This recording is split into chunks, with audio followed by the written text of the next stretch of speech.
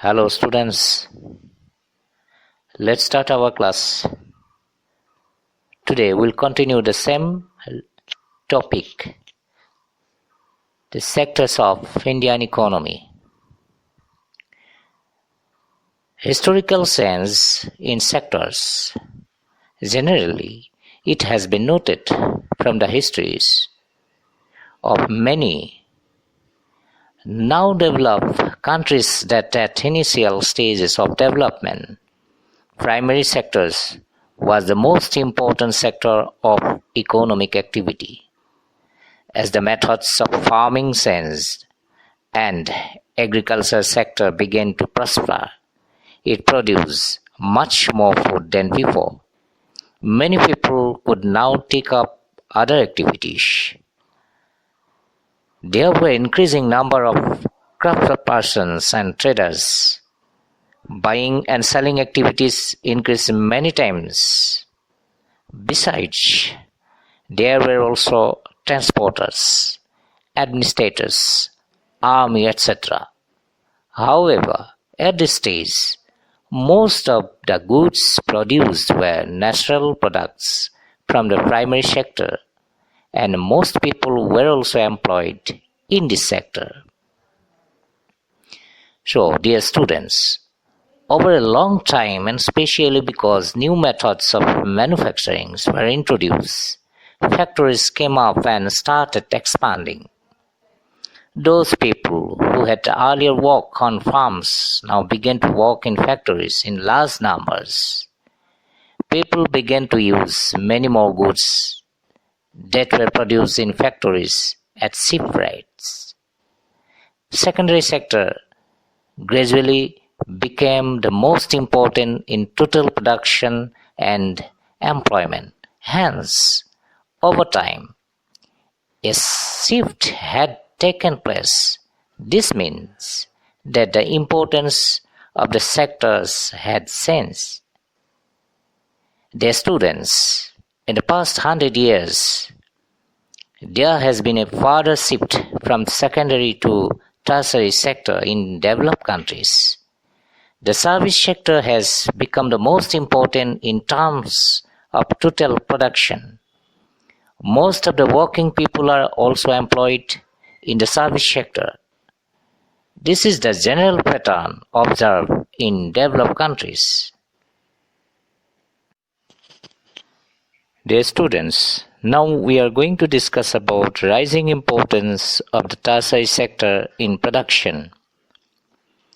Over the 40 years between 1970-71 and 2010-11, while production in all the three sectors has increased, it has increased the most in the tertiary sector. As a result, in the year 2010-11, the tertiary sector has emerged as the largest producing sector in India, replacing the primary sector. Now, question arises, why is the tertiary sector becoming so important in India? There could be several reasons. First, in any country, several services such as hospitals, educational institutions, post and telegraph service, police stations, courts, village administrative officers, municipal corporations, defense, transport, banks, insurance companies, etc. are required. This can be considered as basic services. In developing countries, the government has to take responsibility for the provision of these services. Second, the development of agriculture and industry leads to the development of services such as transport, trade, storage, and the like. As we have already seen, greater the development of the primary and the secondary sectors, more would be the demand for such services. Third, as income levels rise, certain sections of people start demanding many more services like eating out, tourism, shopping, private hospitals, private schools, professional training, etc.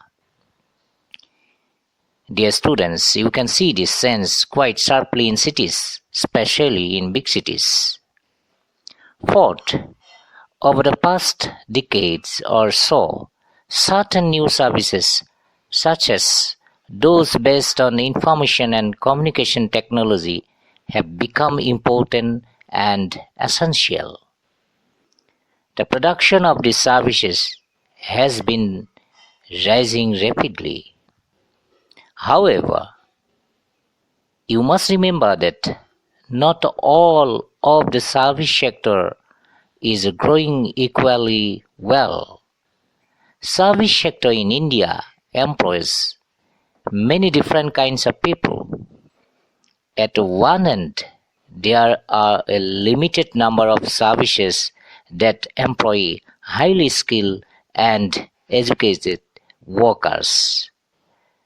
At the other end, there are a very large number of workers engaged in services such as small shopkeepers, repair persons, transport persons, etc. These people barely manage to earn a living, and yet they perform these services because no alternative opportunities for work are available to them. Hence, only a part of this sector is growing in importance. Dear students, where are the most of the people employed? A remarkable fact that about India is that while there has been a sense in the share of three sectors in GDP, a similar shift has not taken place in employment, and the primary sector continues to be the largest employer even now. Why didn't a similar shift out of primary sector happen in case of employment? It is because not enough jobs were created in the secondary and tertiary sector. Even though industrial output or the production of goods went up by more than 9 times during the period, employment in the industry went up by around 3 times. The same applied to tertiary sector as well. While production in the service sector rose by more than 14 times, employment in the service sector rose around 5 times. As a result, more than half of the workers in the country are working in the primary sector, mainly in agriculture, producing only a quarter of the GDP. In contrast to this, the secondary and tertiary sectors produce three-fourths of the produce, whereas they employ less than half of the people. Now question arises, does this mean that the workers in agriculture are not producing as much as they could? What this means is that there are more people in agriculture than is necessary. So even if you move a few people out, production will not be affected. In other words, workers in agricultural sector are underemployed. So what is underemployment? Underemployment is a condition where there are too many workers who are employed in a particular job relative to the number of workers who are actually required to do that job. Hence, workers are inefficiently employed in a situation of underemployment. For example, in the Indian agricultural sector, there are often too many people who are working to cultivate a particular plot of farmland. The particular farmland may not be able to support so many workers. What is disguised unemployment? Disguised unemployment is a kind of unemployment in which there are people who are visibly employed but are actually unemployed. This situation is also known as hidden unemployment. In such a situation, more people are engaged in a work than required. For example, number one, in rural areas, this type of unemployment is generally found in agricultural sector, like in a family of 9 people, all are engaged in the same agricultural plot. But if 4 people are withdrawn from it, there will be no reduction in output. So these 4 people are actually facing disguised unemployment.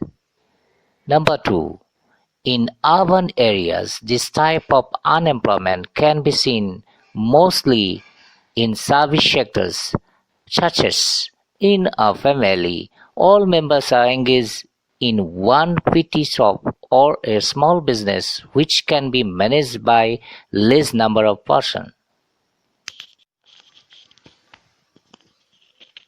Dear students, let's recap the portion. Historical sense in sectors, rising importance of tertiary sector in production, where are the most people employed, underemployment, and disguised unemployment.